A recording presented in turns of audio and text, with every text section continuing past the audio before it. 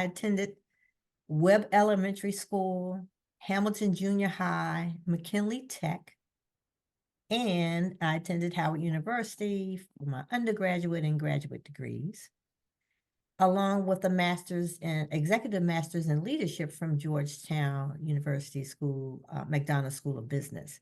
So I've been grounded here in DC all of my life.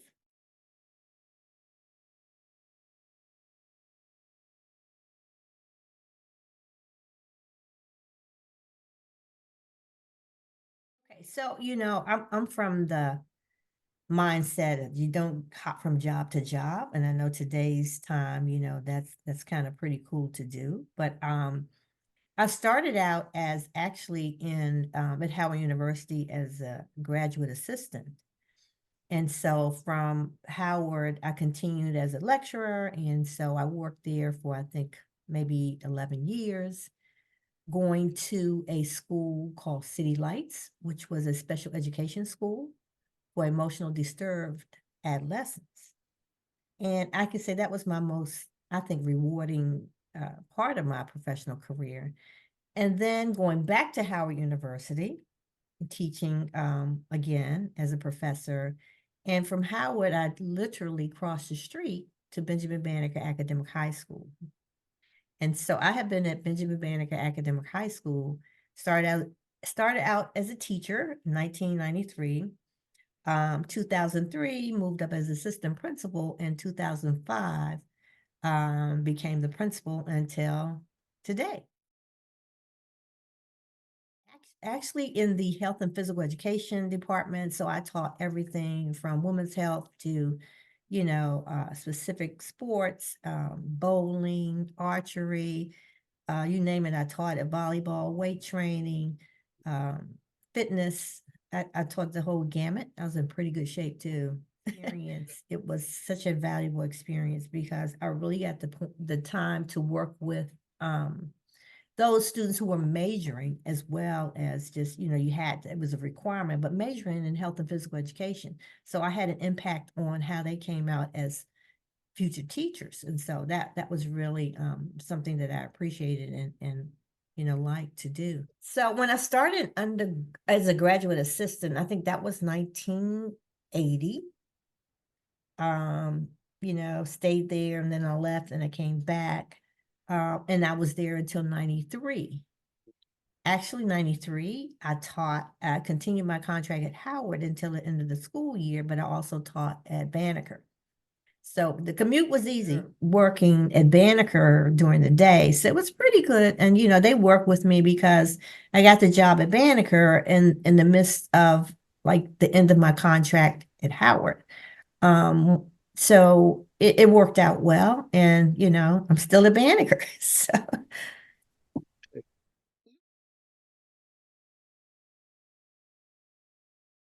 I looked at my mom being a single parent, and she was so far ahead of her time because when I was growing up, women stayed in their place, but she wasn't one of the ones that stayed in her place. She broke a lot of barriers. She did things, and when I look back now, it was really phenomenal, but it was the norm for us. And so looking at how she progressed coming from the South, coming, to DC, Washington, DC, and really made professionally did extremely well in the federal government. I mean, she did everything from working at the Housing Urban Development Company department to working at the White House. So she broke a lot of barriers, and I watched her as, I guess, a phenomenal woman growing up. And, again, that was the norm for us, just seeing how progressive she was.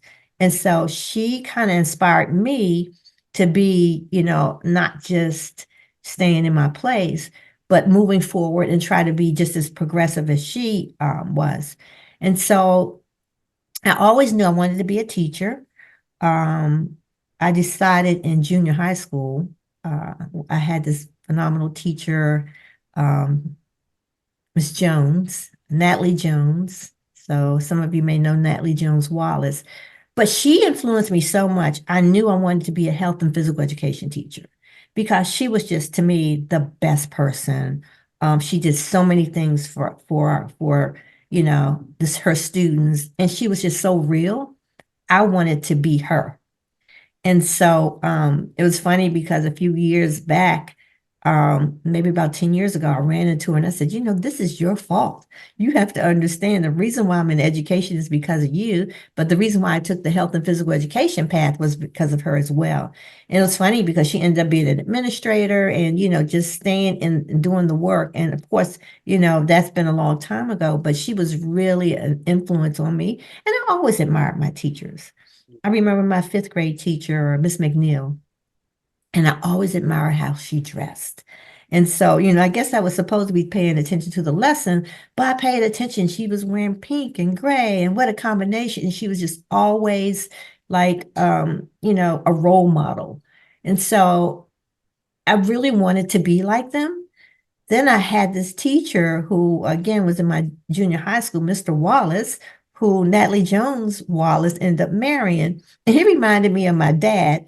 So I didn't want to like him, but he was the teacher I needed, right? He kept me on the right path. And so when I think back about how teachers influenced me, um, I think it was really embedded in me to be a teacher. And so education was always my thing because my passion is leading young people and getting them to the next level of their lives. And that has really fulfilled me. And I tell teachers today, if you don't love what you're doing, not like, but if you don't love it, don't do it because you have to have a true passion for it and love for it. And so I think it's, something that comes natural for me because I always wanted to be a teacher. It wasn't because of the hours, summers off, or the pay. It was because I really appreciated helping young people be better. My sister and I, it was fun, 4 years between the two of us. So because my mom worked the way she did, my sister and I became really close. And again, we watched my mom be this phenomenal woman. So my sister ended up doing, she ended up in media and air personality. She was a producer of Petey Green's Washington. So she did a lot of things. Yeah. And so, she was just, and again, it's because we saw our mom just take the lead as a woman and not let, oh, I can't do that because I need a man to help me do that. And so not dismissing men, but being able to, again, step in front and be a person, to make things happen. Justina McDonald became the department chair at Howard University at a time when all of the department chairs, and here we go again, women, all of the department chairs were men. And she was like very progressive in getting grants and just pushing and aggressive and being like respected. And so I remember her telling me, again, I don't want to tell my age, but when we first got introduced to having to use computers, I was terrified. She said, just sit here and type. And just sit here and type, and then don't forget to save. And so Justina McDonald, and we did a lot of research and writing. We really did a lot of work together. And I think we were great partners when it came to doing research in health and physical education.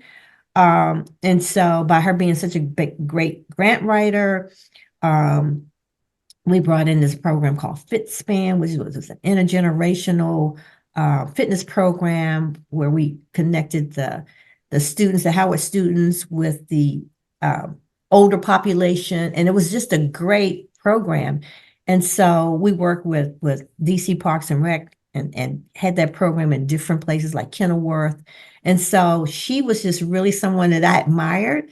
And so looking at her and her making me do certain things, like I'll never forget the computer experience, because again, you probably remember that. You won't say it, but I will. That was terrifying. I was like, what is this thing? We're moving from a typewriter to a computer. I was like, oh, I don't know. She just said, sit here and type and don't forget to save. So I think about that all the time. I said, did I save my work? And then it saves automatically. So I'm just like, we've progressed. We've moved. Okay, so true disclosure, I never wanted to be a principal. And I knew coming out of the classroom was going to take me away from that. So I was at Banneker, and the principal at that time, Patricia Tucker, said, I've taken a promotion. I'm going to central office. And so I just want to let you know. I said, oh my God, who's going to be principal? Because the only reason why I came out as assistant principal, because I wanted to make sure, and I was raising my son, I wanted to make sure that I was able to put him through college. So I said, I need more money. And at that time, administrators made more money than teachers. But right now, teachers are doing pretty well. But that's a whole nother conversation. And so I came out of the classroom for that. And actually, when I came out as an assistant principal, I continued to teach two classes because I still wanted to have that type of impact with students. So when Pat Tucker told me that, I said, well, who's going to be principal? She said, you are. I said, oh, no, I never wanted the big chair. That's not my goal, the big chair, And she said, no, you're going to be the principal. I said, I can't do this job. She said, you can. It's because I always thought that it was more than what I could really do. And so in 2017, I received the Principal of the Year. And it was just so surprising. It brought tears to my eyes because I said, this is a job that I didn't think I could do. And now I'm a Principal of the Year. How amazing was that? I mean, and it was such a shock because again, some people said, oh, I want to be a teacher, administrator, I want to be a superintendent. I always wanted to be the teacher. So once I became the principal, I had my own advisory, and I thought about advisory, which is homeroom. So I brought in an all boys advisory. So to this day, I have an all boys advisory. Really? It's in a different way, but I'm still connected to them. So I'm teaching them in a different way. I'm not teaching them health or physical education, but I'm teaching them life lessons. And I tell them, I can't teach you how to be a man, but what I can teach you is how to get through society and those things you're going to need to know to go to your next level. And so I have a very good relationship with my advisees. And it's funny because I have about 5 or 6 alum that are teaching at Banneker, and 3 of them are from my advisory over the years.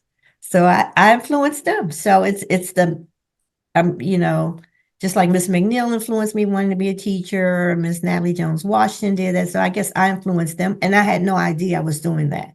And they're actually teaching at Banneker. So these are some of the things that really made me proud. We just recently got recognized by the National Association for Secondary School Principals. They interviewed me on how do you staff your schools? And I said, the best group to tap into is the alumni because they know the program. They're so dedicated. They know what it did for them. They're giving back. And so again, I think I have 7 actually that are alum that are working at Banneker. So they had that article, and it's on Twitter actually last week. But when I think about the influences I may have had on young people, that's my purpose. That was my goal as a teacher. And so I continue to do that. The kids are, sometimes we have difficult kids. They had a difficult kid coming back from the pandemic. And I work with her daily, almost like she was in my office. So finally got her out. She graduated last year. So I received this text from her. She says, I know this is random, but this is Jordan. I just want to tell you how much you did for me. I was like, whoa, she listened to those conversations. She said, not only how much you did for me in terms of keeping me, you thought I had so much promise and, you believed in me. She said, but I always think about what you told me. And she said, choose your battles, win the war. She said, and every time I get into something that she said, I think about you telling me, choose your battles because you want to win the war. So those are the things that I feel proud of. Yeah. Banneker has won 4 blue ribbons. Principal of the year, it was me. It wasn't, the blue ribbon is all of us, right? And so I know it's under my leadership, but I look at it more of a community win, if that makes sense. That to me, it was really so personal. I remember hearing my mom saying, you work so hard. Does anyone pay attention to it? And I was like, Mom, I'm not in it for that. And so when I got that award in 2017, my mom was really sick. And I would spend like all night with her, get up at 5 a.m., leave, come home, change, shower, change clothes, go back to work, and I would do the same thing after work, go stay in the hospital with her. And so when I thought about that, I said she would be so proud. I said, but that was her prayer because she always wanted me to be recognized for my hard work. That wasn't what I wanted, but she always wanted that for me. So I think that's why it really hit me so personally at that point. But yeah, Blue Ribbon, don't get me wrong, Blue Ribbon is really amazing because I think there were out of 16,000 schools, high schools, Mhm. um, we were four that were recognized from um, I want to say the district. And so, and the other three were well, actually four schools were recognized. The other three were charter schools and they were elementary. So none of them were high schools. But you can't take away what Banneker has done, not just for me as a professional, but for our students throughout the city. And when I think about Banneker, I think about Vince Reed. Yeah. And thinking about Vince Reed, really, when I think about the school club and me, I broke a glass ceiling. I'm the president of the school club. And I just looked at him as an iconic figure. And so you've been in the building. Vincent Reed towers over the entire school. You can see his picture from almost every angle in the school. But I think about the school club and how Vincent Reed was a part of that club. And it gives me a lot of pride to be with the club. It really does. When I first became a principal, again, not being as confident in my leadership skills, um, I had an opening for an assistant principal. And at that time, Central would give us principals or assistant principals that may have gone from other schools, whether the school had closed or whether they were, not a good fit at their school. If they saw where you had an opening, they would slot someone, right? So, and I don't want to go too deep because it really, you might know the person, but this person was assigned to Banneker, and we were just different in terms of philosophies and everything. Very nice person, couldn't take that away from her, but she was more like, oh, I'm gonna give the staff a party. It was more like she was more the entertainer and not the leader for them. But they loved it because every time you turn around, she was celebrating someone's birthday. And I'm like, we have work to do, that kind of thing. We celebrate, but we just had different leadership skills. And so at the end of the year, I took the stance of, I want to select my own assistant principal. I don't want to give it someone. I need someone who's more aligned with my mission and vision. So I recommend that person not return. And that was just, woo. It started a frenzy because she was so popular with the kids, with the staff. It's like, but I need someone to do the work. I being popular, that's cool, but I need someone to do the work. I don't need someone to coordinate a, end of year party. I need someone to do the work. And so it had become such a big deal. I never forget, city council came to meet with the kids and the teachers. Um, at that time, we had just had a new chancellor. She came, and PTO, the parents, all these people were in the auditorium and they were talking about me. I was like, oh my God, what have I done? Because because the kids did not want her to leave. It was my selection. And so she kind of rallied the troops to and I get it, to be in her favor. And so what happened was it was on a local some kind of newspaper in Brooklyn. I mean, it was everywhere. And so it was kind of that I didn't even want to get out the car when Mm. I got to work because it was just me and one assistant principal. And so that was probably my most challenging time. Um, and then, of course, everyone probably can speak about the pandemic. Mhm. You leave and say, oh, you'll be back after spring break. And spring break was a year and two years later. So, that was really challenging. Just not knowing how and being on, trying to figure it out and not knowing. I think we all had that was a challenge. So those are the two, I think, things. But that was because of new year. I mean, being a new principal, and I had, oh, it was really, you know, difficult. But I got through it.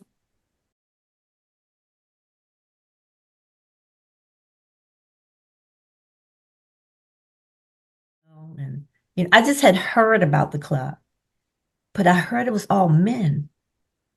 So it's like that's not my club, and I knew it was more like a social club, but I also knew who was in the club and who had been a part of the club, which was to me like a wow for me, right? So, when I thought about when I first spoke at the club, and then, here I'm like, Ralph Neal, the Godfather. I'm standing in front of the guy because Ralph, I worked under Ralph many years, so Ralph carried a big stick. Not, I mean, he was just if Ralph Neal spoke, everyone listened. So when I thought about I'm here with all these great educators, I I thought I had arrived or something. But really, it has become when I think about, and people would describe, oh, yeah, this is what they would do. Like one would be great in scheduling, one would be great with the budget, and they would just come together and help each other out. Whatever their talents and skills were, they would come and just hone in on each school and help each other. And I was like, that's a great concept. You have these group of people with all these skills. And so, but that's how it was talked about, how, again, somebody may have been great in staffing, someone was great in budget, someone was great with scheduling, and they would just help each other when it was time for all that to come together. And so just being a part of the school club really made me feel proud. Again, I just, have to continue to talk about Vincent Reed because he's always been like, I got a chance to meet him in person once. And, he was sick then, but I was just, what he did for Banneker and what he did for the students, especially the students of color in Washington, D.C., that it impacts generation. And just how he stood up for what he knew was right. It just, it makes me, it gives me chills because now look at the impact of one person and what they did. And I'm actually a member of a club that he was a member of. I feel like I'm special.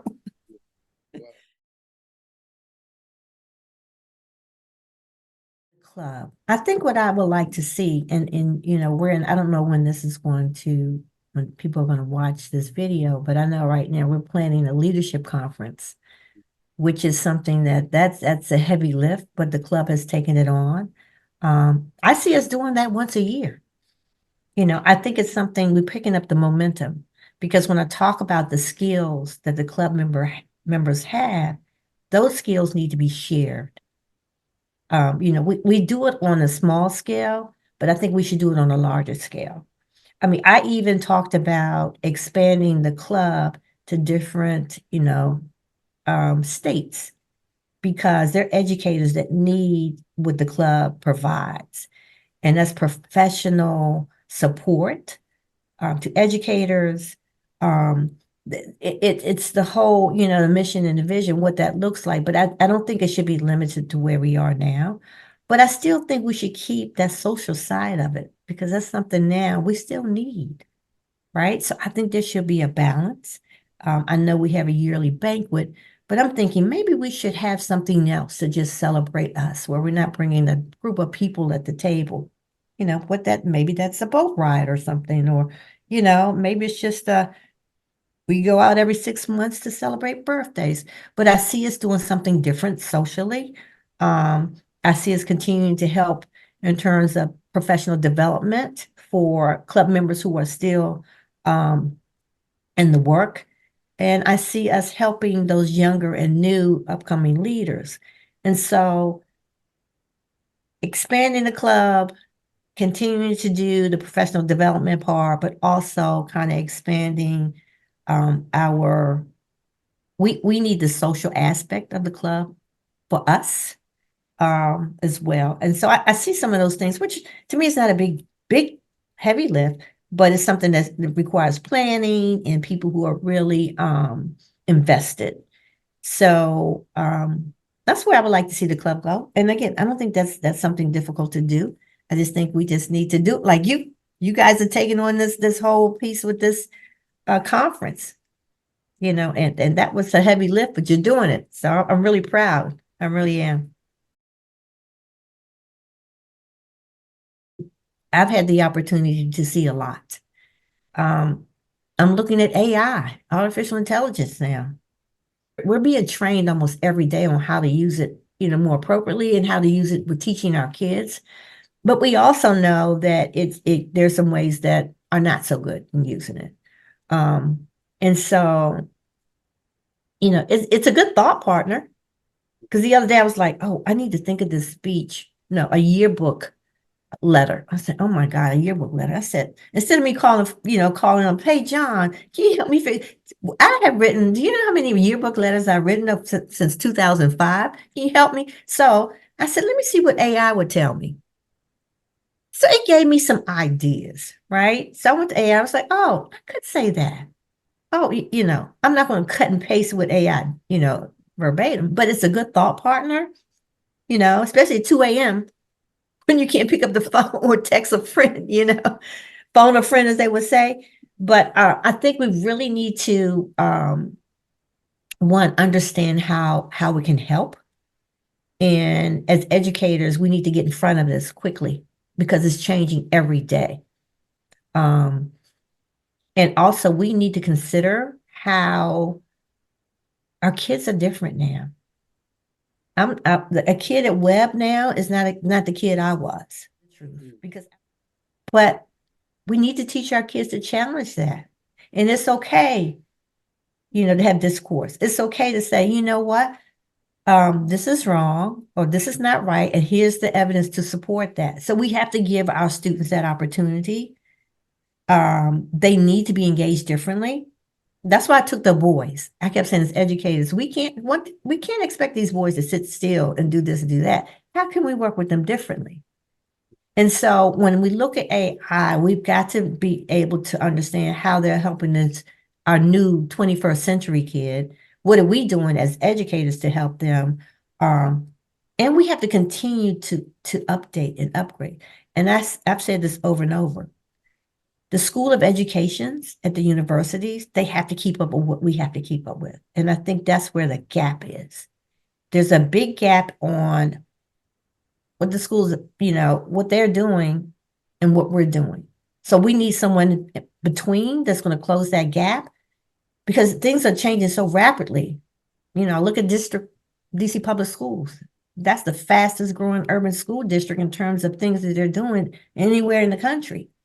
So, are we competing? Are we keeping up with that? If I were, because just like Bowie State, they have a school of education. How are they keeping up with what's, whether it's the evaluation process or whether it's, AI, how we're going to use it to teach our kids. So there's so many things that we have to hurry up and do and catch up with. It's going to take all of us. And so it's a lot. It really is. We are becoming as a culture more educated. And so we need to make sure that we're using that in the most productive way to bring those up behind us. But yeah, I think education, there's really a lot to consider, especially since the pandemic. We never thought that we would be on calls teaching kids, right? We wouldn't have been on this call. We probably wouldn't have been on Zoom. We would have met somewhere and had this interview. Yeah. So that changed in a matter of 2 years, right? So all the things that are at our fingertips now that we have to provide for our students, but we also have to provide them the way in which to use them at the best way possible. But again, we have to be connected as the educators, so. Love it. If you don't love it, leave it because it's not fair to our customers. Um, as far as the school club, I think I'm honored to be a part of the school club. I really am. And, I question myself every day. should I be the president of this? But again, that's the part of me that I've worked on all my life, just like being principal. And I'm probably one of the most longstanding principals in the district. But I do think there's so much value in the school club. We're bringing a new membership. I think we need to, again, continue that momentum of honing in on our skills, what we can contribute, not just to other leaders, but to leaders within the group. Um, and lead by example. And that's a little cliche, but I just think we need to pay attention and see how we are being as real leaders. How are we doing the best we can do? Sometimes we have to reboot, just like with a computer. Let me reboot myself. Let me see what I need to do. And don't be afraid to say, I don't know about this AI. I need some help, just like the computer. Justina McDonald told me, sit there and just type and don't forget to save. We need to, those things that we fear the most in education that are changing, we need to aggressively, embrace them and really just try to do the best as leaders. And when you feel that you're not at your best, then it's time to back off. It really is. And I think everyone knows when it's time.